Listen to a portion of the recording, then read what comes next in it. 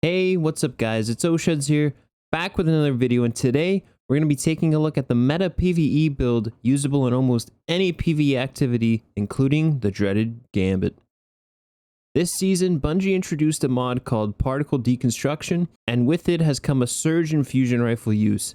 The mod itself gives a boosted damage to fusion and linear fusion rifles, stacking up to a max of 41% extra damage on the 5th shot of a linear fusion or the 5th pellet of a fusion rifle.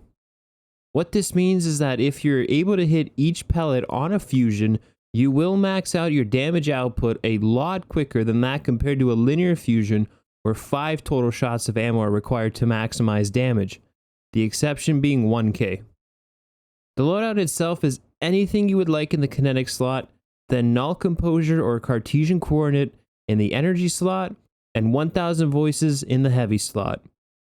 Null Composure and 1k both have curated rolls, so there's no worries in terms of trying to get a god roll on it, but in terms of Cartesian coordinate, you are looking for something like Vorpal on it as an extra DPS tool. In endgame content like raids and nightfalls, this loadout will just melt bosses and give you an easy time with any difficult add. Majors, ultras, champions, and bosses are all child's play in terms of your fusion rifle and 1k. And then, even in just normal core activities like normal strikes, gambit, lost sectors, and so on, you'll just be dominating the scene in terms of DPS and viability. 1000 Voices offers you a great opportunity for DPS on any boss or champion, and Null Composure or Cartesian Coordinate will melt your yellow bars for you. This modding combination has really made our Guardians insanely powerful this season.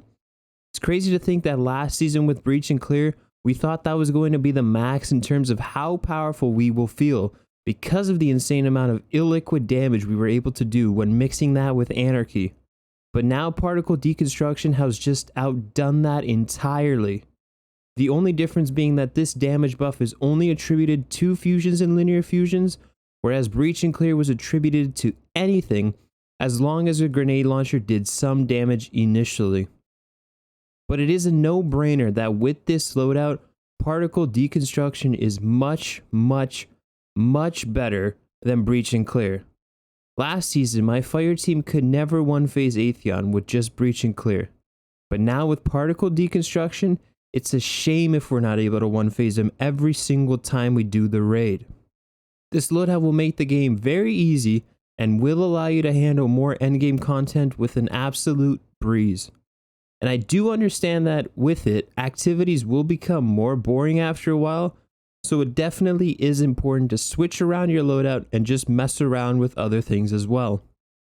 But overall, this is my opinion on the absolute meta loadout for PvE activities in general in Season of the Lost. That does it for this video. Hopefully this has helped some of you be able to complete some PvE activities with ease. Thank you for watching, and remember to hit that like and subscribe button if you enjoyed.